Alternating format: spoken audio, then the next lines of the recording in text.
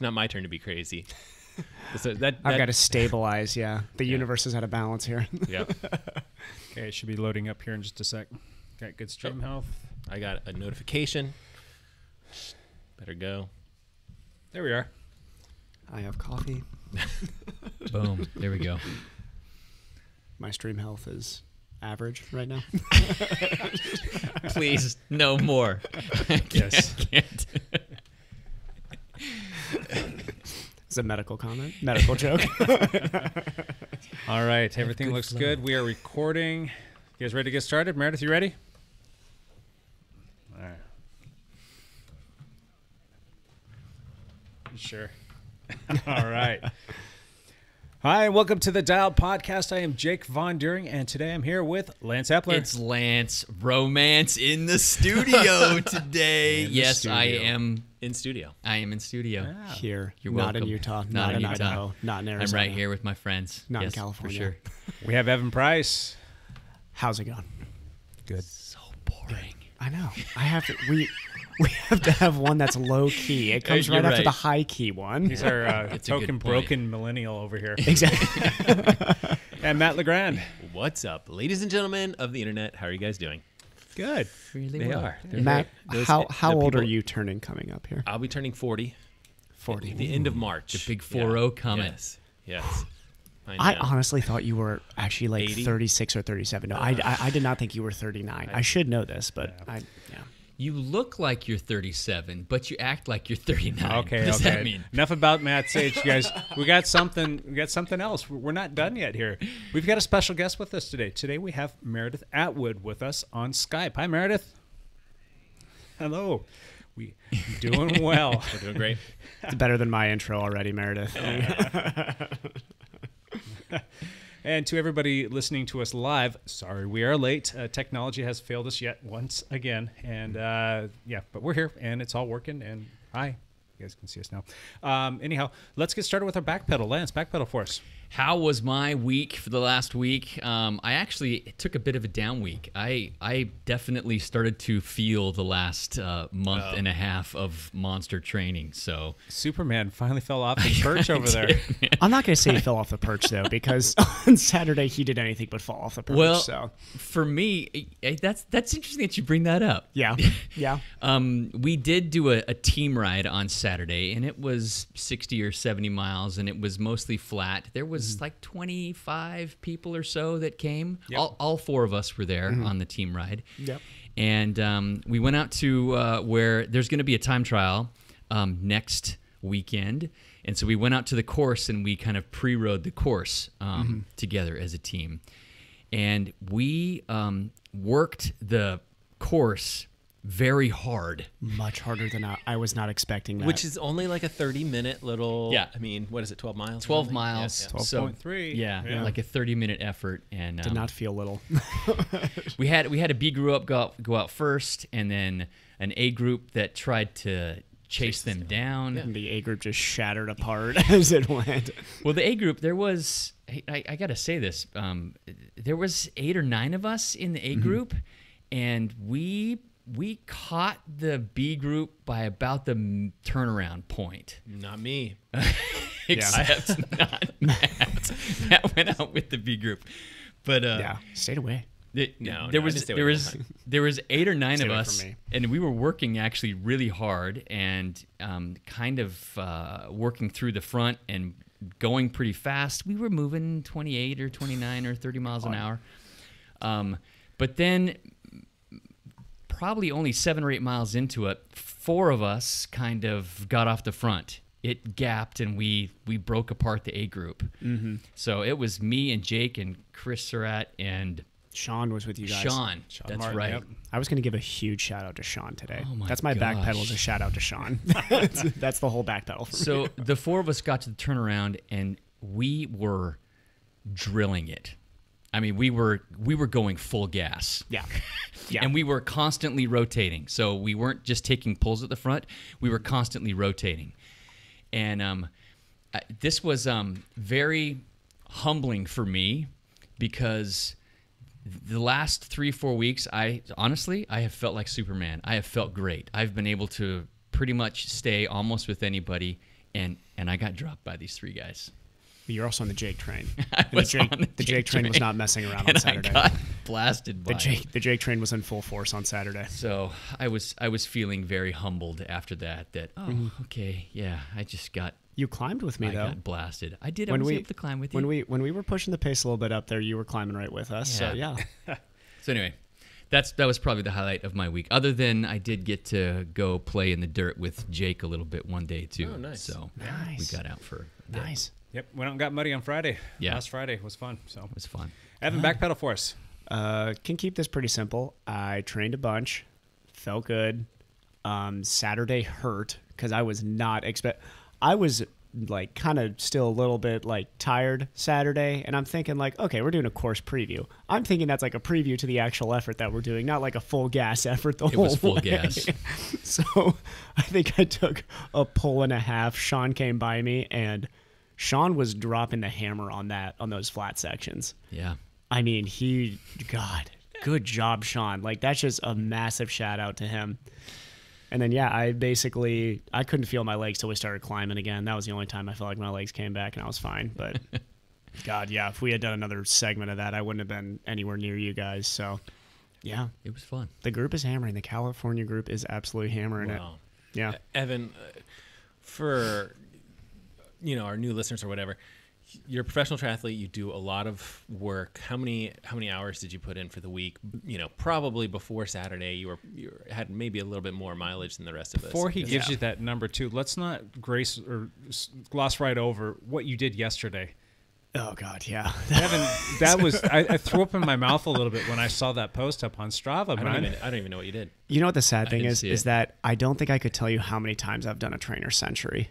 He I've sat done- on the I've done freaking a trainer lot. for over 5 hours yesterday and Yeah. did a century. Did you? Ugh. But this was a PR actually for me for trainer power for a century. So I put out about 210 Oh my for gosh. the whole workout Oh there. my goodness. Okay. Yeah. So that was this No reprieve in that. I know. I mean, Oh, it you was probably terrible. stopped to use the bathroom, and that was your once. reprieve. Yeah. That's it. That's the only break This that your is- legs got. thi- Did you wear a diaper and just go in the? I should have. Of course, people are calling us right now. Sorry. This is also how I do my fat metabolism training though, is so I only drink maybe 2 bottles of water and no food during it. Right. But I've done this type of training in the past. It's not Right. weird for me. But yeah, it never gets any more comfortable. Like it's still you're sitting on a trainer for 5 hours and 15 Did you watch minutes. a movie or something? I watch a lot of YouTube videos. Okay. So I watched like 2 full ITU races, a bunch of random music albums, and You should watch my channel. I actually I watched both of your new videos Okay. like 4 times. I just kept on cycling through. So I could tell you most seconds of that. Yeah, I feel like I was in California with you. But yeah, Lance made it. Did you see my backflip in I the did. second I video? did. I like it. That was impressive. I was like, how do I fit this in? But yeah, so yeah, this last week for me was 20 some K in the pool, 70 miles running, and over 13 hours on the bike. Oh so my goodness. That's crazy. and I'll be doing that for A little bit, but a I long mean, time. Yeah. I think you're doing great though. I mean, Yeah, you had I a feel little okay. you had a down week. You're running really well. So Yep. You're Time impressive. to start. The problem for me is each time I show up for a dialed ride, my legs have got to be ready to go, and it's hard for me Saturday, Sunday to like once the day's going, I feel good, but like God, you guys like hit it from the start, and it is like right. it is tough for me to get the legs going to hang with you boys. So I think it's good for you to put that kind of pressure it on is. without It is. feeling Yeah. ready for it. no, you're like Yeah. like that was. These Saturdays are going to be me just getting there and being like, all right, it's time to hang on to the Lance and Jake train. So, yeah. He did not say Matt Train. That's okay. When This is- I got dropped from that front group, Matt picked him up. He jumped on the Matt's front riding group. stronger now than he admits. Yes, he is. he's riding He is. really good. Yeah. All right, Matt. Well, I want to hear from Meredith actually. Let's do that. So Meredith Atwood, if you guys are not familiar with her, probably a lot of our listeners are familiar with you, just because you've been writing about triathlon for a long time. Your website is swimbikemom.com for people to go and check out and read more about it. But you have super big news, right? Like you have a book coming out. Did you get an advance copy? Very This cool. I know, like, but this week is the back pedal is. Oh,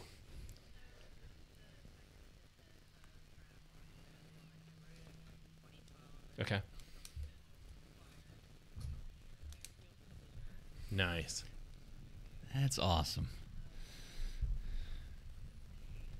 Stores and all of that. So That's really so. yeah. Triathlon for every woman, Meredith. Is that Yeah. what it's called? Very cool. Yeah. That's Triathlon exciting. for the every woman. For the every woman. For the every woman. Got it. Yeah.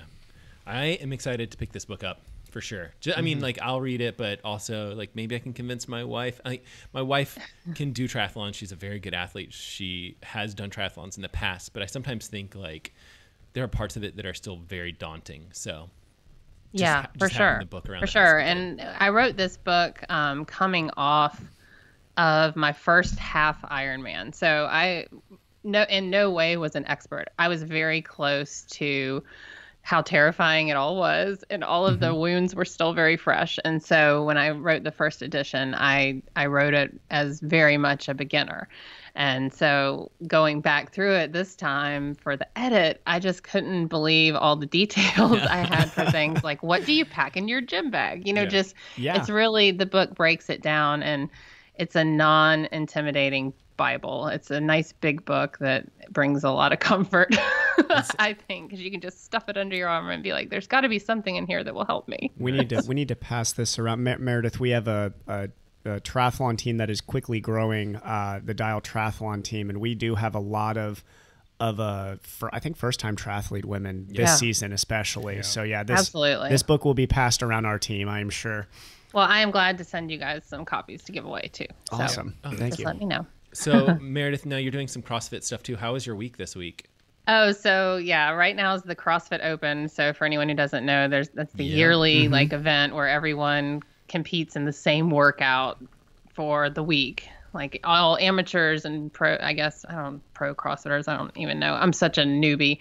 But yeah, my daughter's really into CrossFit. She's 10, and I've been doing some like figure bodybuilding type workouts, and so I haven't been doing the CrossFit workouts very much, and so I thought I would just throw my hat into this open and see where I fell.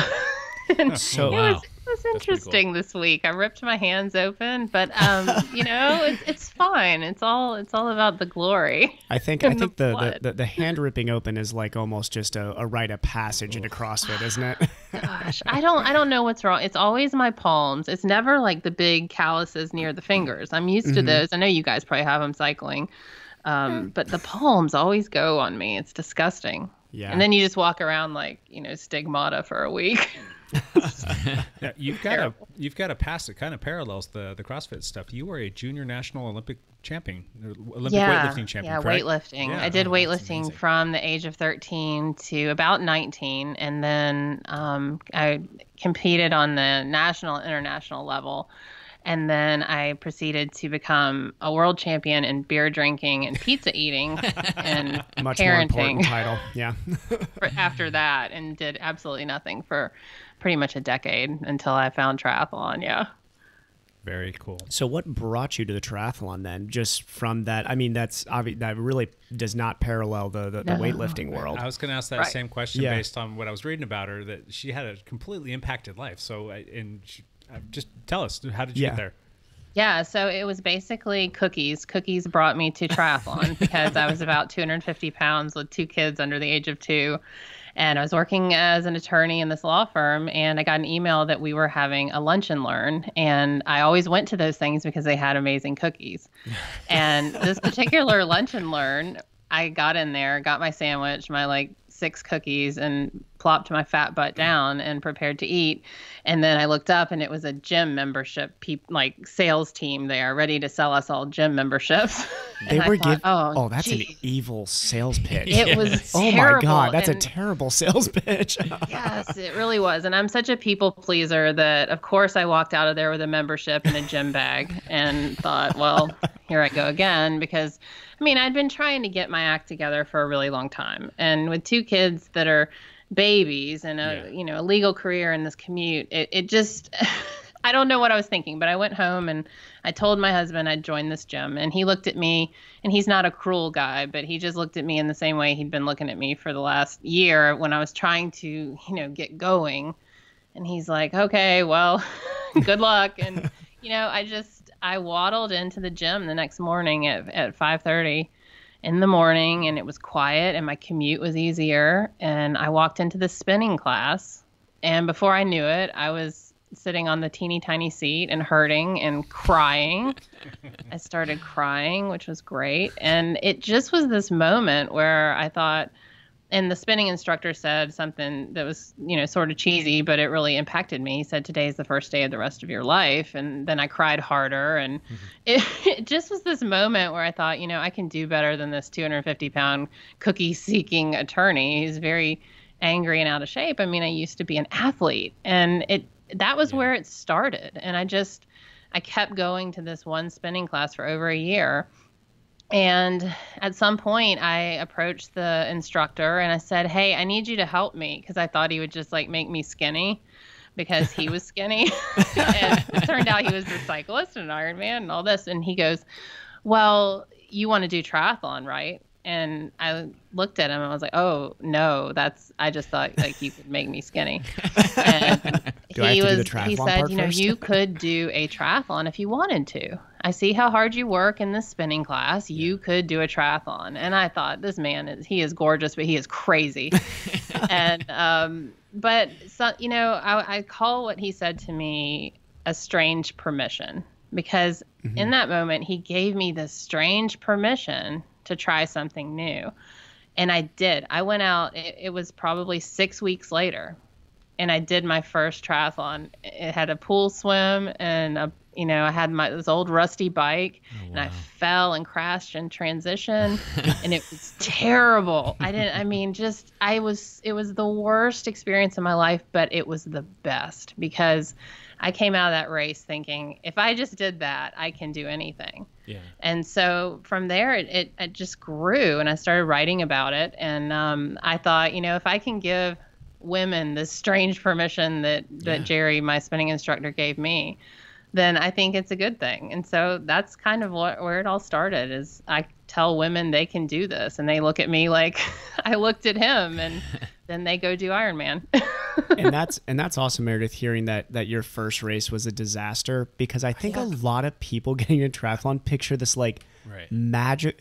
It's almost like falling in love with like Prince Charming. It's like you expect that first triathlon to be incredible, and it usually sucks. I know. Like it does. Do you know anyone? And I just wrote an article for Triathlete Magazine where I said the biggest thing that's going to get in the way of your first race is thinking about your first race. Yeah. You just need to like not worry about that. Just train and then go do it and pretend it never happened. Yeah. Oh, I've never met anybody who did their first triathlon and was like, "Oh yeah, killed it, did awesome. Everything went perfectly."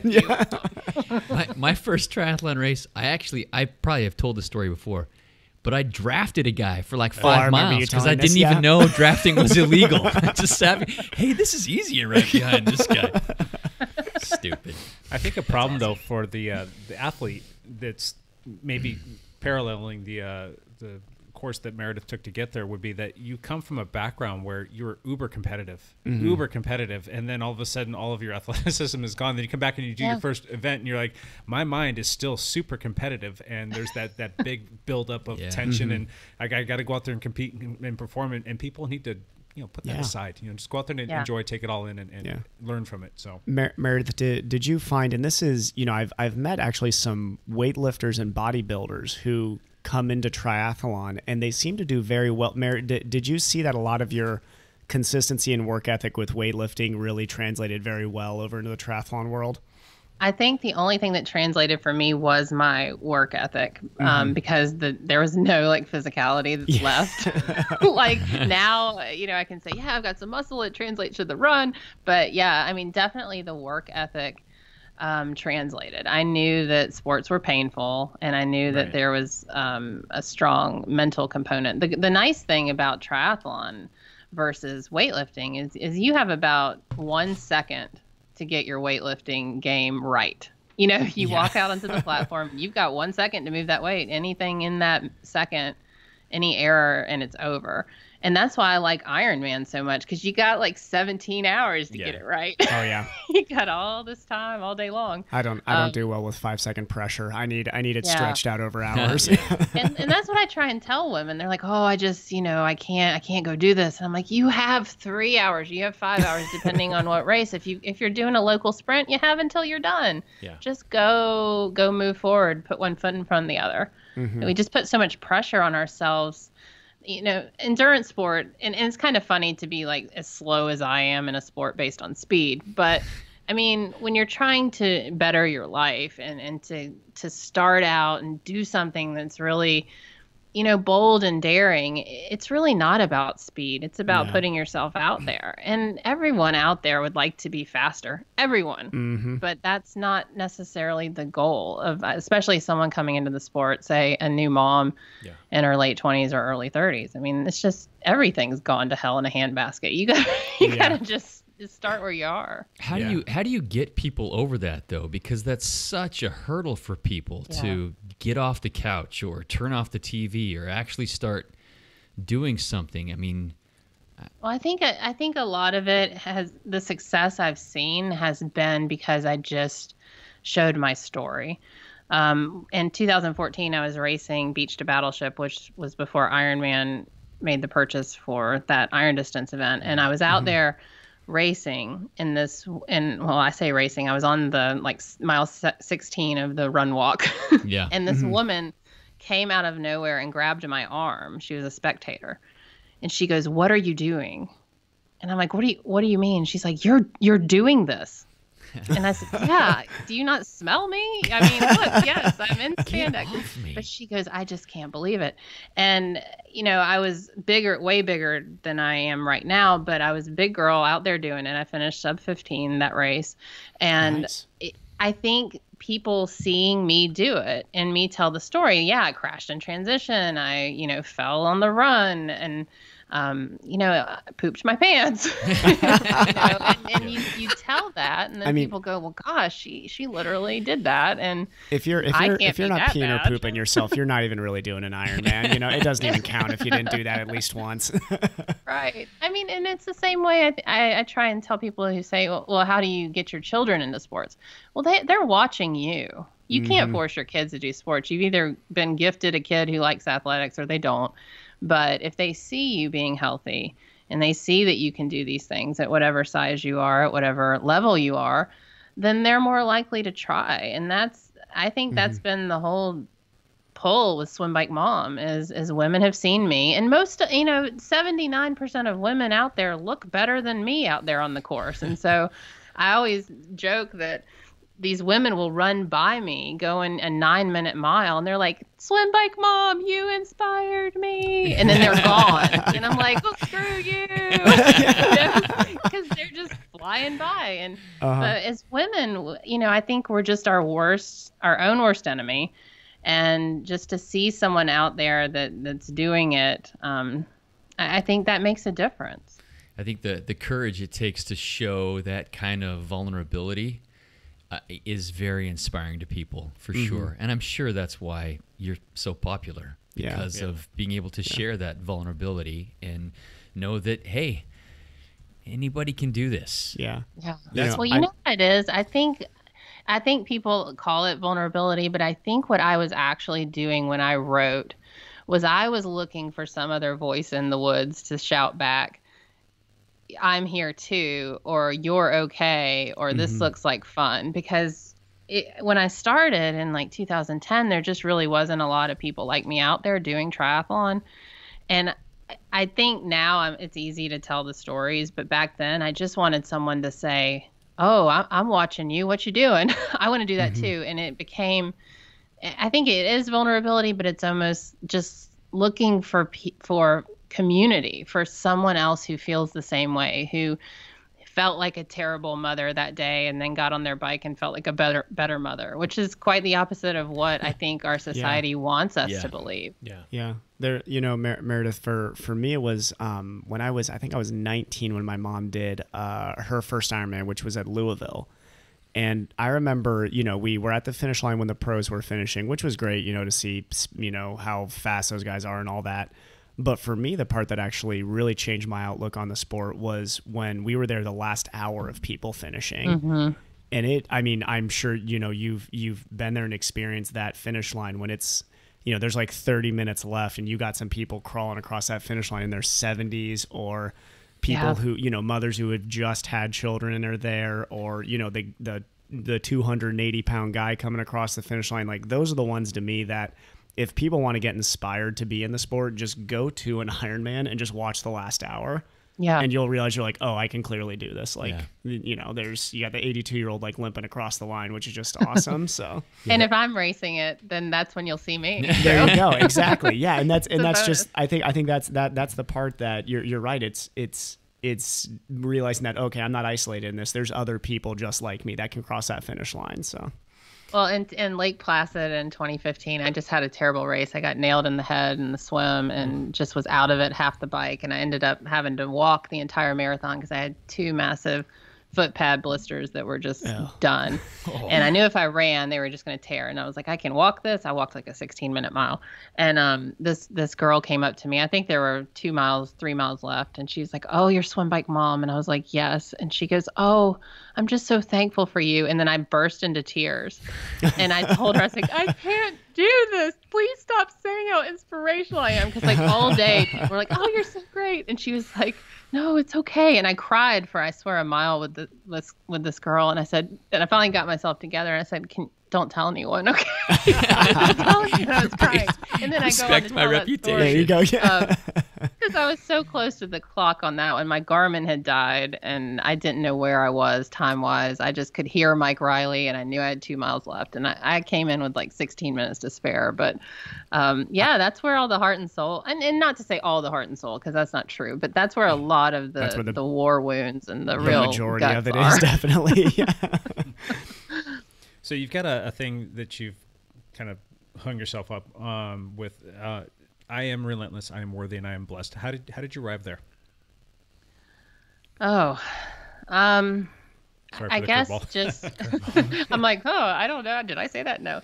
I think it's kind of a reminder to myself, relentless. Just I made that my word. I want to say like in 2016, because it just has such a power that no matter what happens to you, to just say, I am relentless. I mean, if that's just your mantra, it's really hard to go, I'm not really going to do that, because you're like, I'm relentless. I can keep going. I can overcome. I've had like a really tough couple years.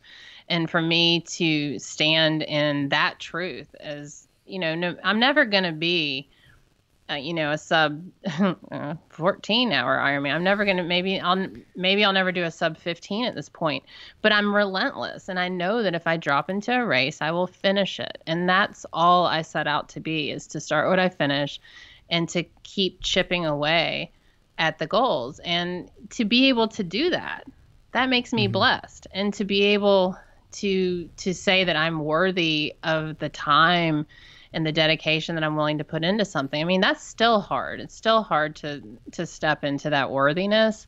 But, the more you set goals and accomplish them, or help your family accomplish their goals, I think it's easier to say, I am worthy of this. And so, yeah, I guess that's where it came from. Mm-hmm. Gotcha. That's good stuff right there. And going into Meredith, you're bringing up your family and kids, and being the one person in this conversation without children, I'll speak from the child's point of view here. So there, I think it's you can tell your kids as much as you need, but I know for me it was never what my mother actually told me. It was always watching what she actually did, and I'm sure you realize that impact on your children, but I'm sure years and years from now, your children will tell you that, I got my work ethic from seeing, what you did. So I hope so. Or they'll be like, she's crazy. I mean, mostly that. Oh, one or the other. My mother's absolutely bat crap crazy. I will absolutely say she's a crazy person. But yeah, it was definitely, watching those finish lines for years and years is what inspired me for sure. Yeah. And my daughter she's all into it. She's picked up the flag with athletics, and my son has rejected it wholeheartedly. And so the conversation with Give him him a couple years, is, yeah, like he's total rejected it. He did a couple of triathlons and he said they were the worst days of his entire life. You know, and he's like, he's like, you've ruined my life, Mom. And so, but what he's learning and what, you know, we set up in the house is like, look, you don't have to do a sport, but this is about health, and you have to move your body whatever way you choose. I don't care, but you're gonna move your body. You're gonna go outside, or you're gonna get on the treadmill, or you're gonna get your butt on the rower, whatever, because it's about health. And that's where I lost my way as a teenager and well into my 30s before triathlon, and long into triathlon really, is that exercise was always about aesthetics. It was always about shrinking my body, not growing my soul, and not making me a better person. And so that's really the lesson I try and impart on the kids is like, look, it's about sunshine and feeling better, and not about changing your body, even though it is. But, you know, I think if you can teach a love of movement early, that's where the gold is.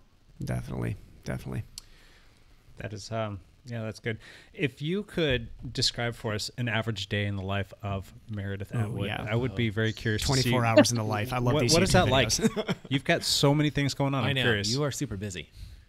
Everyone's busy, and busy is a code word for not wanting to deal with our real life. Exactly. But you know, so Meredith Atwood today is a lot different than the one who was an attorney and doing all these other crazy things. But life right now is pretty quiet. I woke up at 3:30 this morning. Yeah. Wow. Not willingly. Oh my gosh. But I try to get up early, and you know, people say that, but I really do. I try to get up no later than 5:30. But honestly, 4 a.m., if I can do well on that sort of rest, I get the most done from 4 a.m. to when the kids get on the bus at 8:15. So my morning is wake up. I've started meditating. Anyone that listens to my podcast is laughing right now because I have been resistant, like really angry about meditating, and I'm meditating. I'm on day 3. You can tell I'm really relaxed. How do you loving. Like, what's your process? Like, how do you go and Yeah. meditate? Are you using an Okay, app so or I'm anything? actually doing an online course. Okay. I interviewed this woman, Emily Fletcher, who's the founder of Ziva Meditation, and she gifted me her online course, and I'm on day 3, and I like it. But I got it like 2 more weeks to go. I usually make it to like day 5 and then I quit because I determine it a waste of time. But I'm really giving it a good college try.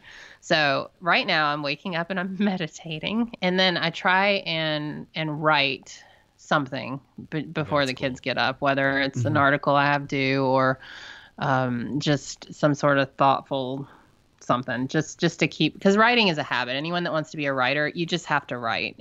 It's not about editing. It's about just getting the thoughts out of your head. So I write, and then I do the mom stuff for school, lunches, get them on the bus, breathe a sigh of relief, pray it's not a snow day, and then I go work out, and then come back and either write or podcast, answer emails, do all that, and I just turned in my second book manuscript, which is coming out in December. So right now is kind of a weird time.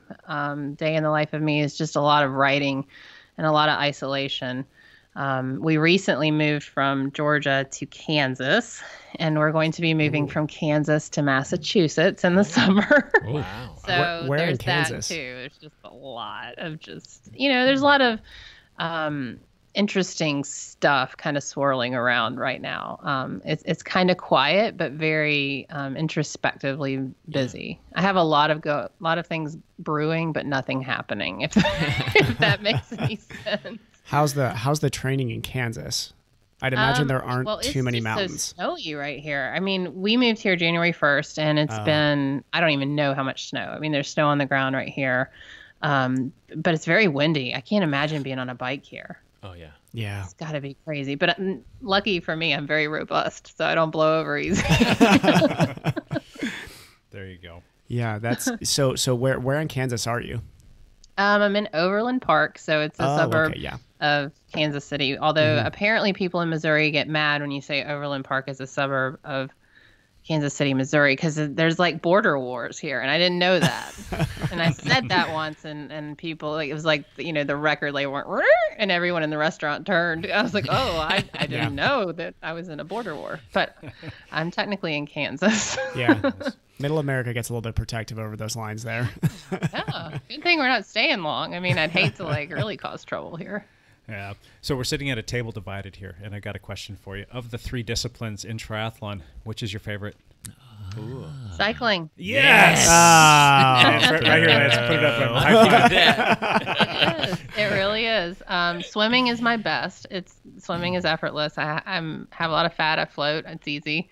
But cycling, yeah, that meditation of being on a bike when you were, and I forget who, I think it was Evan, you talked about your trainer century.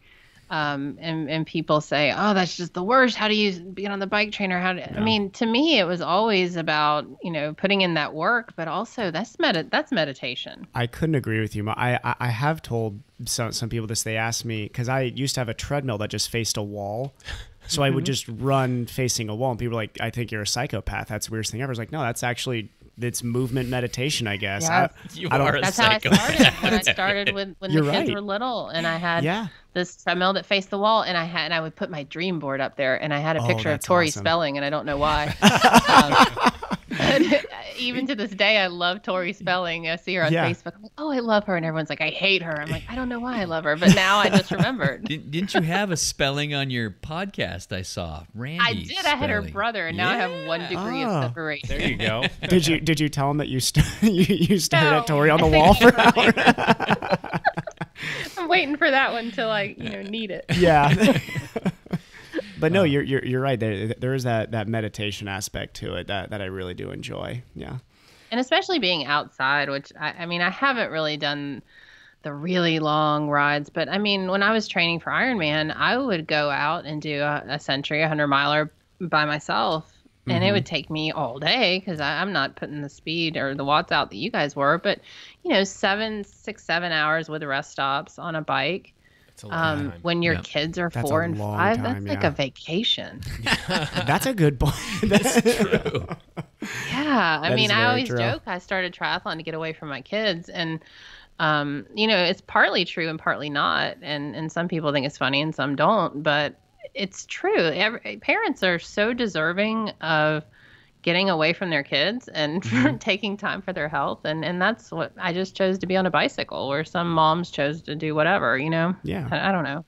I mean, that's a whole lot better than some of the other options you could be doing there. So, Right. Yeah. I know there does seem to be that stigma with, I hear people say this all the time whenever, somebody will talk about their training and what they're doing. And there's this like response from people who aren't in endurance sports, like this gut response that's like, oh wow, like where do you find the time to hang out with your kids? It's like this like judgmental first reaction. Oh, yeah. And to me, I used to get it all the time. Yeah. And I sit there and think, I was like, my mom did ultra marathons and triathlons through my entire childhood and was always present. And she was more present because her downtime wasn't sitting there watching TV. So And look how you turned out. Yeah, completely normal and absolutely fine over here. Yeah. He stares at walls. Yeah, I took a lot of heat. I got a lot of hate mail Did you really? training for Ironman when my kids, because I think my first one, they were 3 and 4 or 4 and 5. They were little. But I still hold to this day, that's the time to do it. Yeah. And now that they're 10 and 11, I can't even imagine trying to do it now. But yeah, I always kind of fired back, you women who are standing there hovering, helicoptering over your children. You're not doing any good. You're not really there. You're just manipulating them and, marionetting them through life. You're not actually present. Yeah. I got to make plenty of mistakes. Go ride your bike and then come back and be present. Yeah. So another quick question for you. What's something that you're most looking forward to this year? I am looking forward to walking into a bookstore and picking my book up off the shelf. Yeah, I was always a nerd. Yeah. I love libraries. I love books. And literally, if I could think of my first dream, it was to have a book in the bookstore. And this is literally happening on Tuesday. I already called the Barnes & Noble here. So dumb. But I didn't want to take my kids in there and be like, where's my book? Mom's book's not here. But yeah, I mean, it's not it's just this small dream that's happening. And and I've held the book. The book's great. It feels good. But to walk into a bookstore and know, I mean, I wrote that book, Triathlon for Every Woman, because when I started triathlon, there was not a book out there that spoke to me. There were books about triathlon, and you picked it up and it said, week 1, run 3 miles. Yeah. And I thought, what the hell, run 3 miles? And, so I wrote that book because I wanted any woman that walked in that was feeling fat, sad, isolated, angry, alone, and just wanted a change. She can pick up that book and go forth. And so I'm really proud that book is going to catch the eye of people that walk by it. It's been out there, but to literally be in a bookstore with your, I picture this mom. She's got her whining kids in a stroller, and her husband's mad. He's over in the other aisle in the bookstore looking at self-help or whatever. And she just wanders by the sports aisle and she sees this book. And I just want her to pick it up, because it can change everything. Learning how to step into those kind of dreams, even when you're not athletic. That's what I'm looking most forward to this year. I hope it makes a difference. That sounds egotistical, but I'm just really proud of it. No, that's it's Meredith. I would say at basically any start line you get on this year in a triathlon, I bet you could look around and you're probably the only one who has a book in Barnes and Noble that everybody on that start line could go buy. That's pretty cool. So How did it feel when you got your advanced copy? Because that was this week, right?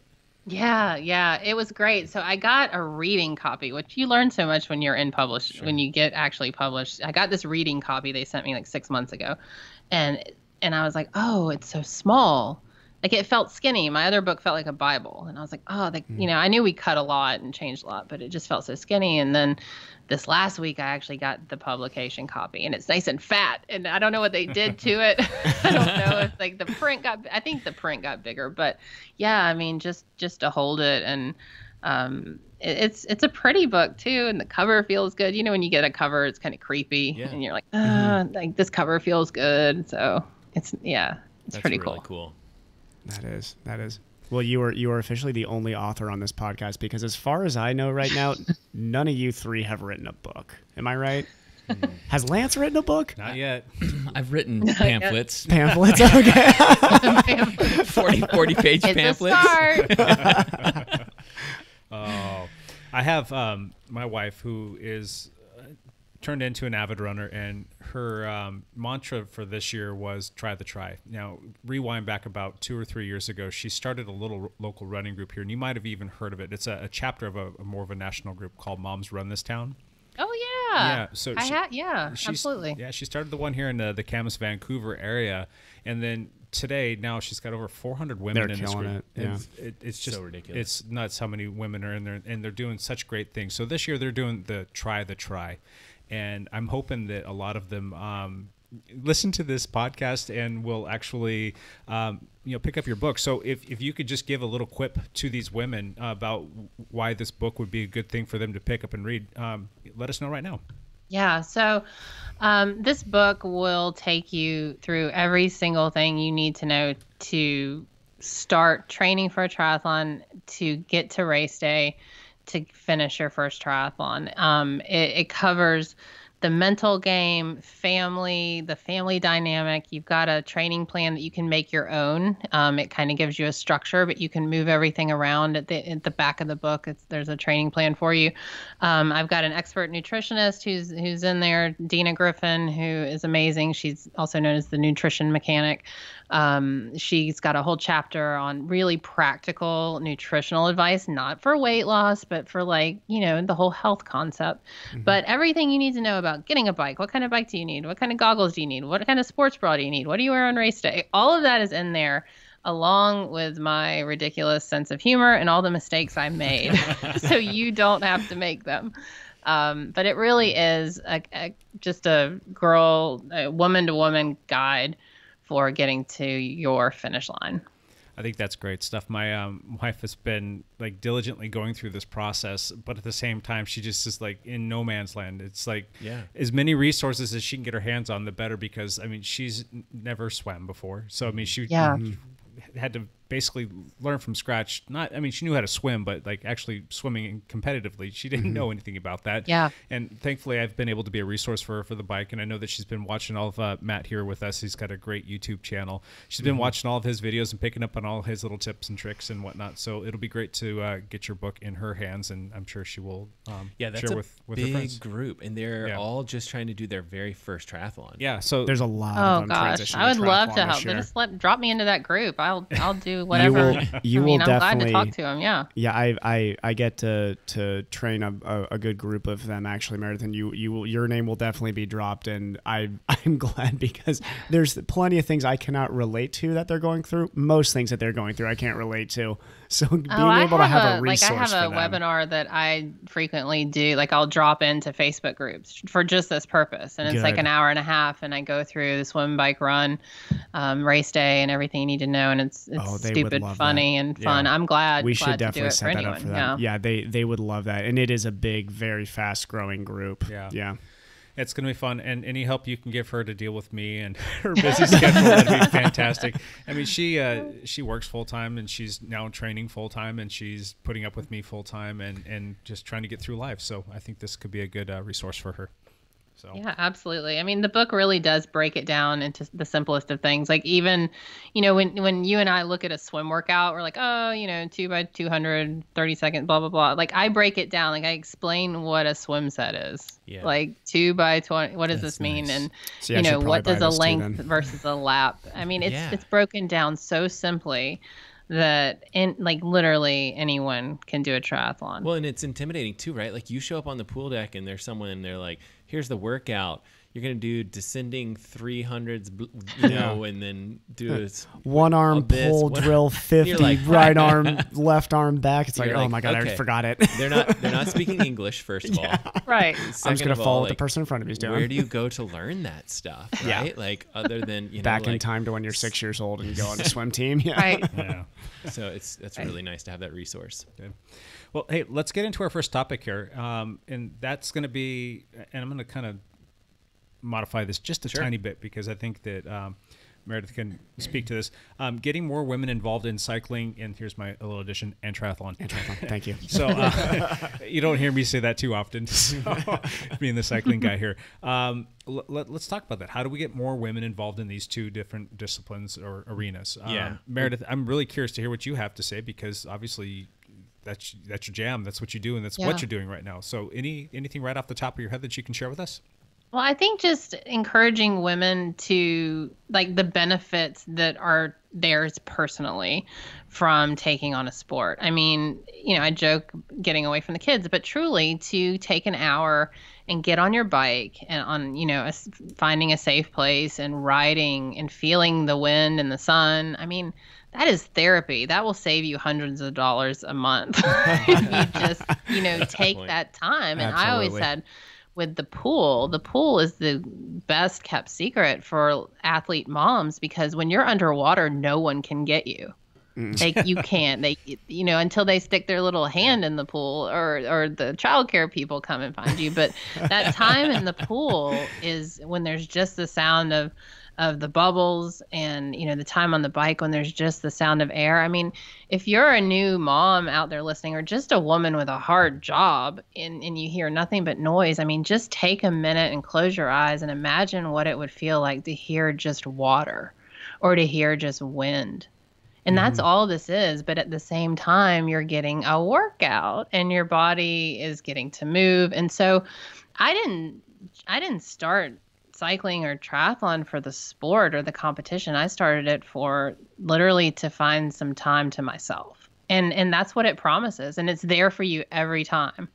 And that's what I say to get into it, because as busy women, that's really what we want is just some time to ourselves without hands coming under the bathroom door. There's, Meredith, Matt and I actually on the drive over here, we're talking about kind of the healthy mental approach to this sport. And I think you nailed it on the head with just talking about the escape aspect of it. Absolutely. Instead of treating it as something you're trapped in doing, like, oh, I'm trapped in this pool and I have to do this 3K workout. I think for the women you're speaking to, that's their escape. Yeah. Yeah. And I mean, the second you start that kind of rhetoric in your head, I have to. And I just wrote an article about this. I call it the have to mindset. Once you get into that mindset that you have to, you're in the wrong mindset. You're in the wrong headspace, and you need to dial it back because you get to, and you are blessed to. And so many people in this world can't for whatever reason. And if you're able-bodied, and heck, even if you're not, there's options too. But I mean, get out of that have to mindset and realize what a unique opportunity you have to go out and ride your bike, or to get in a pool, or to put on your running shoes and just go for a run walk. I mean, these are all things that we able-bodied women often take for granted because we're a little fat, or we're a little overweight, or we don't want someone to see us in a bathing suit. Like, that is wasted time. I mean, I would give anything to go back to how fat I was in high school, and I just wasted time there. And so, you only have this one body. We're not getting any younger. Use it. No matter what it looks like, just put your bathing suit on and go get in the pool and feel that weightlessness and the time to yourself. That's where the magic is. And you know what? That transcends genders. I mean, that's for guys too, right there. Yeah. For sure. I know you definitely have Not all of them. I see a couple at the gym. I think with some guys that gene is missing, the knowing what you look like at times, which is, I think, many people are very jealous of. So, Meredith, how do we get that message out to more women? I mean, we try to, on this podcast, we've definitely talked about this topic before, and we've tried to come up with solutions and things like that, but it's definitely tricky to get that message out to more people that this isn't it's not necessarily a guys club, and like we don't want it to be a guys club. Like how do we encourage more people into the sport? Yeah, I mean, I think again, it's just having examples of women like myself, like I don't think it was your wife. I have a hard time telling who was talking.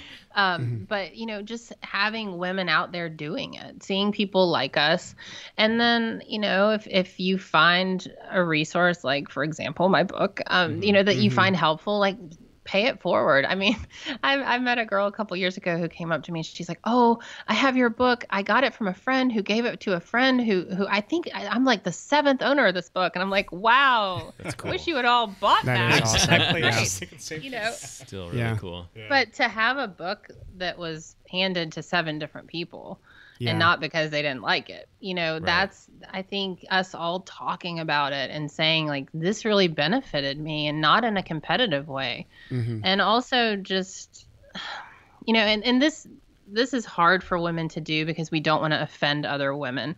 And some women do get offended, but I'll see someone at the gym, and I'm notorious for this. If they look like they might need to do triathlon, if they have like the 10-mile mom stare, I will talk to them. And I'll be like, "Oh, I saw you swimming. Do you want to do a triathlon?" And most of them are like, "God, lady, you don't even have any clothes on. Why are you talking to me in this locker room?" But I've done that with a lot of people. And it's amazing how many people are listening. And then they'll come back, 10 months later and grab me on the treadmill. And they'll say, "Oh, I signed up for a triathlon." And Lifetime Fitness has the indoor triathlons, and I know a lot of YMCAs are doing them too, but just grabbing a friend, and saying, "Let's go do this. Yeah. Let's go do this together. It'll be a hoot and we'll really suck at it, but then we'll go eat ice cream." See, I think you nailed on the head there, Meredith, with this saying, like, "Hey, we'll go suck at this," because triathlon seems to do a really good job, at least from what I've seen, in getting women into the sport more comfortably. Cycling, I think, is the sport is struggling with that right now.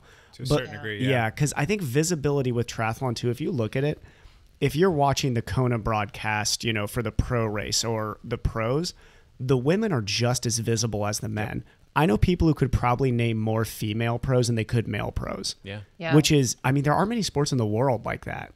Really, think about what sports out there you could probably name as many female pros as you could male Running's pros. good. There's some sports that are Running similar, is definitely but swimming would be another cycling one. is Cycling is horrible. Well, cycling's intimidating. It is, especially when your local I was a strong cyclist. Yeah. But I'm hearing you guys say, yeah, I just went out and killed like 28 miles per hour. I'm like, oh no, like Lance. cannot ride with you. Well, I think that's well, cycling also has a much longer history than triathlon Right. does, a much longer Yeah. history. And I mean, we're talking, early 1900s, it was probably mostly a men's club. Like, Well, that but, was- but here's yeah. the counter argument to that is like Yeah. running's the same thing. Where Running is, you're right, They yeah. didn't allow women to run marathons, and then you look back and like that was stupid. Yeah. Like, I mean, Yeah. the- And then now we have But- women winning that are- ultra marathons now. And yeah, yeah. they're I better think it's runners. hard for, especially if you don't have a gal pal to go to the local cycling shop for the quote unquote no drop ride. I mean, the biggest complaint I've Yeah. heard is Yeah. I went to a no drop ride and I was dropped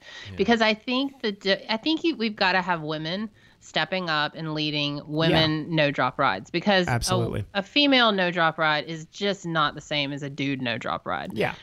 It's not. Male cyclists are fast, and I know plenty of fast female cyclists too. But I mean, in the best shape, I was out there putting down 21, maybe 22 miles an hour. But that was, sounds that's like the fascinating. midweek slow ride for some of these shops. And so I think to answer your question, how do we get more women involved? Is we have to have female leaders, leading these rides and making it not intimidating. I know a lot of men are bridging the gap and making rides truly no drop and making them non-intimidating, but it's just there's a discrepancy, I think. Yeah. You're And right. then It the does. outfits, they're just not that cute sometimes.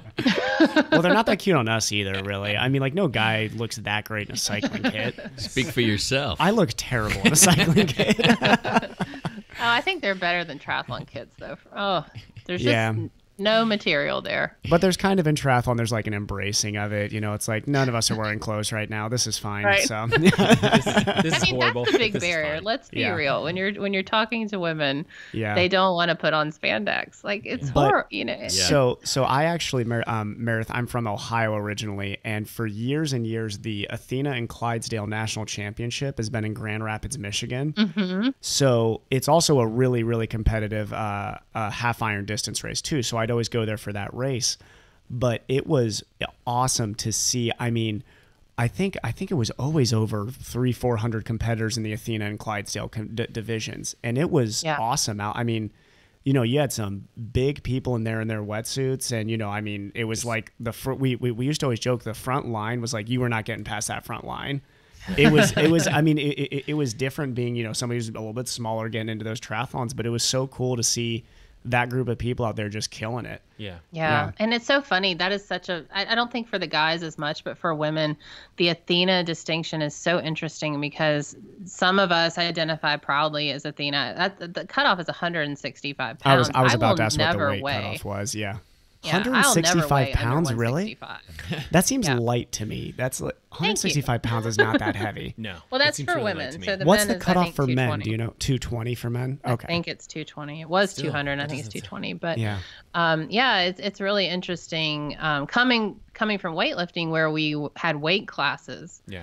I'm Mm-hmm. a big fan of weight divisions. I wish triathlons were divided. I wish everyone had to weigh because then you're competing against like people. Yeah.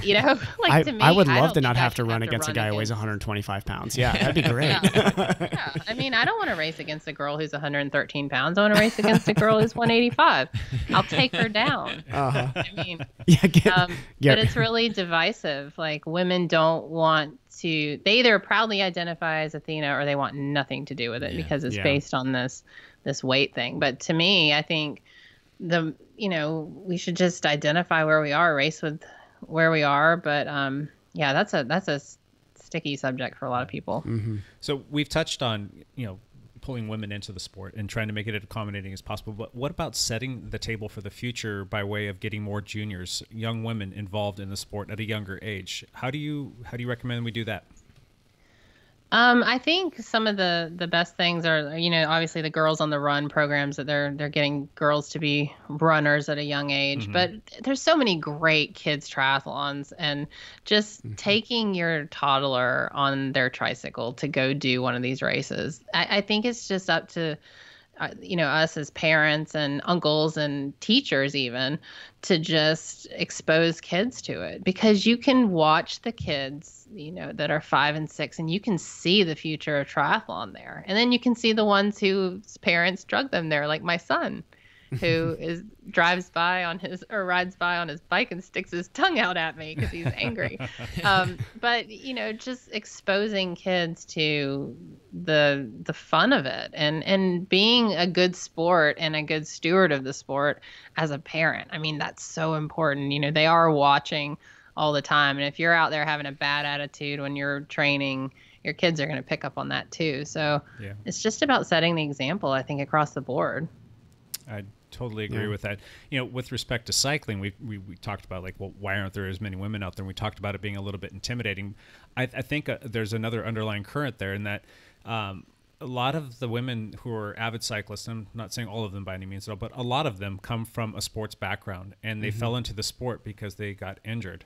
And their doctor / physical therapist told them, hey, you're going to have to stop running and start, doing something different. Cycling's perfect. It's low impact. And they end up falling in love with the sport and decide, like, you know what, I'm actually pretty darn good at this. And I'm going to pursue it and see where that takes me. So that's one segment. I think the other segment is the parent who stops and presses pause on their life and takes the time to take their kids out and ride bikes with them.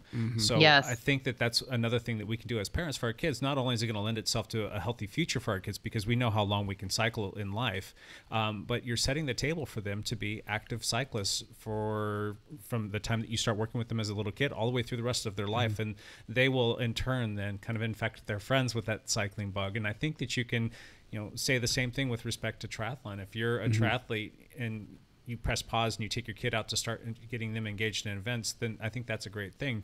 Here locally, and I'll let Matt speak to this because he knows this probably better than I do, Y Racing Events actually does something where they let kids race for free. Yeah. Well, this is new this year. And the local race event organizer, and it's kind of like the greater Portland area, they have some events and, further out, but they do a really good job. They put on about 10 triathlon. Yeah. Well, they put on about maybe 8 probably. Maybe 8 triathlon events, 8, and then they also 10, do a marathon, and they do a whole bunch of running events as well.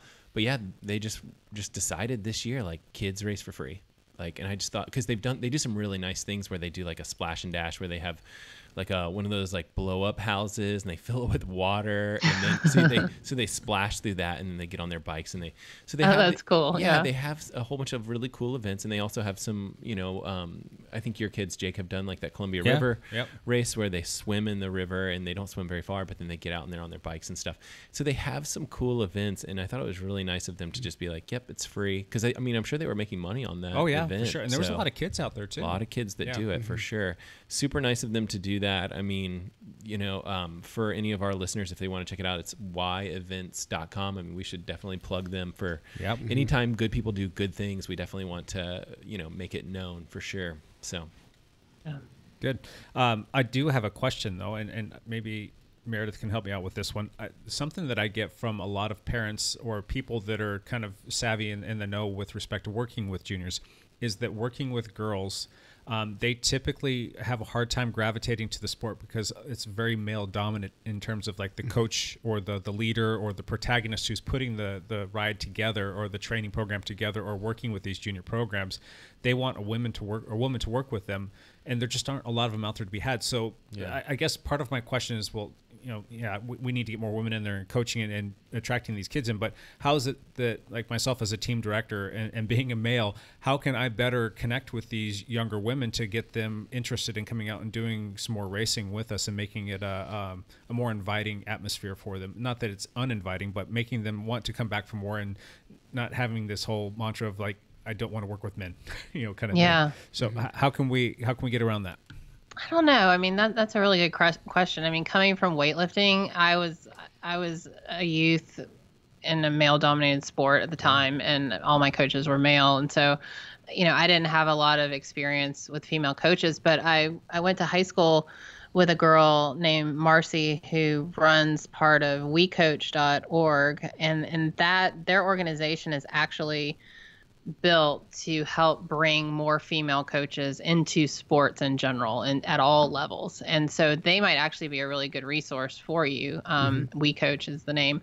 But, again, I think you just need those one or two, and I hate the word ambassador because everyone's using it right now, but ambassadors to the sport. You have that 15-year-old girl who loves cycling. Like, how can you put her in that sort of senior ambassador role for younger kids? I mean, I think that's what we have to look to. We have to look to these models.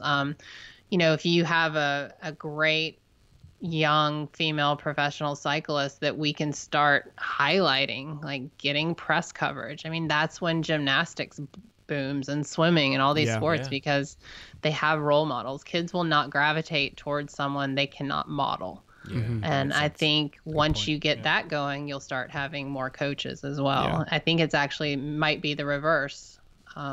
It might be the role model that needs to come before the coach. I don't know. Yeah. You're right. I think, and that's kind of the point I was trying to make there is if you think swimming, running, and triathlon, we can all think of like a big, very successful, visible woman in all those sports. I mean, Chrissy Wellington in triathlon. Right. Katie Ledecky in Katie swimming. Ledecky I mean, plenty of women in swimming and in running. I mean, in this region, Shalane, I mean, there's, Gwen Jorgensen now. There's very visible runners like in this region. Cycling is hard. Yeah. So that's all. There you go. That's the equation. Cycling is hard. Good luck. That's all they need. They clone Kristen Armstrong or something like that. Yeah, exactly. Armstrong for sure. Yeah. Well, they need to be because that's the thing is it's not just the talent because there's plenty of incredibly fast cycling women out there. It's got to be this charismatic. I mean, you look at, I know this is controversial, but when Lance Armstrong came onto the scene in America, that's when American cycling had a huge bubble. I mean, there was like Greg LeMond was visible, but Greg LeMond was not the character that Lance Armstrong is. He was not this different time frame too. I mean, Well, we need to get Lindsey Vaughn because she's retiring. That's from a good skiing. point. So we need, and she's a powerhouse. Like she just needs to be a cyclist. Yeah. So I'll get on that.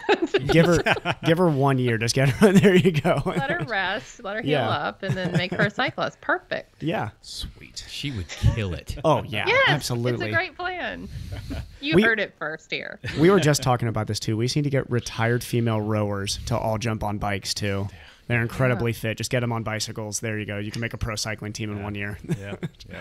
It's true though. You should get one of these bike companies behind your idea. Go pitch it. Be like, we just need 6 bikes. We'll do it. Fine. All right. Anything else to add to that? Getting more women and young women involved in the sport of cycling and triathlon?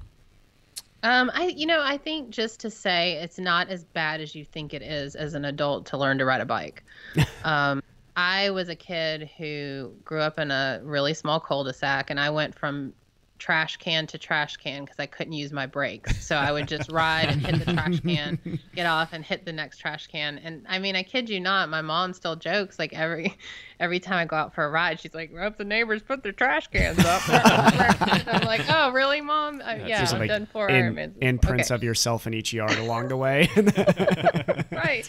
But it's like everything that feels hard. Once you're in the middle of it, it gets easier. And the same with swimming. And I think cycling is not as hard. The freedom greatly outweighs the pain of learning. Like, just get on a bike, any bike. And I think that's a big thing too, is there's this perceived barrier to entry that you need some sort of fancy bike. Yeah. But all you need is to get on a bike and that fits you reasonably well with pump tires. But to learn that love of cycling, and that's where it starts. Mm-hmm. Amen. Yeah. Amen. All right, let's jump into one last thing. We'll run around the table here and have our parting thoughts before we say goodbye. Lance, one last thing. I just wanted to plug Meredith Atwood's 2 great things she's got going on. Yeah. Her podcast, which is called The Same 24 Hours. She has had numerous fantastic guests on there. I like that title. That's a very cool title. I know, Meredith. cool. 24 hours, yeah. And then also her book. When it comes out, go pick up a copy. It's called Triathlon for the Every Woman. Yeah. So we're super happy to have you on the show, Meredith. It's been great speaking with you for sure. Mm-hmm. Very cool. Evan, one last thing. So keeping with the women in endurance sports here, I have a very good friend of mine from back in Ohio who's a professional triathlete. Her name's Nikki Luce. She just competed in New Zealand Ironman. Oh. She finished the race, which was awesome because this woman had a few years ago a battle with breast cancer, survived it, and came back to professional triathlon. So she was a professional triathlete, was diagnosed with breast cancer, took a year away from the sport, and then came back and is killing it again. And it's Wow. And her Yeah. race was okay. she was, I think there were 14 women. She was 11th out of there. Okay. Which was, I mean, just awesome that she was even able to finish, the race at that level. But everybody, anybody listen to this, go ahead and follow her Instagram and Facebook. Nikki Luce Pro Triathlete is how you can find her. And she is, just an inspiration to definitely the Midwestern triathlon scene. And that's why, I think I knew that there were a lot of women in the sport of triathlon because I came from a region that has visible people like that. Yeah. So yeah, it's very cool that she's got her first one under the belt this season. It's amazing. That's right. Matt, one last thing. Yeah, I put out a couple videos recently, but this Wednesday, basically the day that this podcast will come out, we think, I'm going to drop a video about being kind of new to swimming. I mean, we talked a lot on this particular podcast, like how do we get new people into this? And I think swimming is pretty intimidating. And a lot of times what I hear people say is like, I get in the water, I swim down the lane and back, and I'm absolutely exhausted. And and like that was me, like that's totally my story. Like I was a runner growing up, like I knew the endurance was there, but like I was like, I get in the water and I cannot go for more than like a minute or two without just like holding on to the lane lines. And so the video is basically like that concept, like here's what you should do, like work on your breathing, work on, go through a couple little suggestions or whatever. And then I think I finished with some sort of like super simple 1,000 meter workout that you can do and roll with. So look for that video on Wednesday. Matt, where can I watch that video at? I don't know. You have a YouTube channel? Oh, You're on YouTube? You're a YouTuber, huh? I'm pretty famous. This is what your kids want to be when they grow up, right? It's youtube.com/mlegrand, MLEGRAND. I think currently there's some like training camp videos that Those there's were like excellent. Yeah, he's great. got part 1 and part 2 of the California trip. California trip. Yeah. So a lot of biking stuff. So more fun things to come for sure. All right. Meredith Atwood, one last thing, please. Yeah. Oh, I have to say something? Yes, good. You don't have to. What? If she doesn't What? have one last thing, I This feel is like- better when it's one on the last spot. thing. Go. Okay. So the subtitle of my book is "You Can Be a Triathlete, Yes You." So my last thing is you can be fill in the blank, whatever you really want to be. Totally. Yes, you. And that's kind of the mantra for me. That is the one last thing. Awesome. Love that. Yeah, I love that. My one last thing. Jack Frost Time Trial is coming up this weekend. Oh, yeah. First race of the season, the unofficial start to the road racing season, albeit it's a time trial. So good luck to everybody going out and doing that. But we got some unfinished business here. Matt, what's our bet? Oh. And let me preface that with I will not be on a time trial bike this year. Okay, I was wondering if that would be the case. I'm gonna run the Eddie class one more time for a couple different reasons. Most it. notably is that there's still not a drivetrain on my TT bike. Okay. That's kind of another story in itself, which has a cool ending. But I will be on my road bike, and I will try and get second place for the 4th year in a row.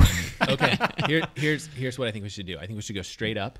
Straight up, I'm down Straight with up. that. Yep. We've done that in the past. I think Yes. we've done that in the past couple of years. So, Yeah. so for those of you guys that don't know what we're talking about, time trial, I get all the aero gear that you can throw a stick at. Like that's aero helmet, aero wheels, aero bike, blah, blah. Like I put money into this sport. Let's see what it can do for me. Jake gets none of that. No, And Jake gets a road bike and a helmet. road Yes. bike. Yeah. And so, so that's the bet. And then Jake has always beat me. I have not yet pulled it off, but we're going to go even time. So whoever has the fastest time, and let's go like a 6-pack of LaCroix or some sort of bubbly water type thing. Well, you know what? I don't get them anywhere else but at Costco, and they come in like a 2-case pack. So how about this? Whoever Just a case. You guys should really try the polar orange vanilla flavor. It would really change your perspective on the look. How about crap? How about the loser has to buy like some sort of sparkling water for the podcast? Done deal, my friend. Polar orange vanilla. Okay. That good. could be fun.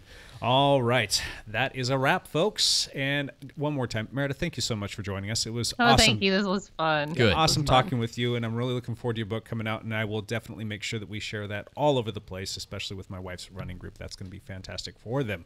So, Excellent. we will catch you guys all next week. You guys here at the table, thank you again for coming back for yet another one. We've been doing this for about a year now, if you can believe that. Is which is this absolutely what nuts. number is this? Is this 50? 3 or 4, Three or I don't know, four, something yeah. like that. Yeah, but I think it was our next podcast will be our 1 year anniversary, which is kind of neat. So there's a few of them in the bank. But anyway, thank you everybody for listening. We will talk to you soon. Bye for now.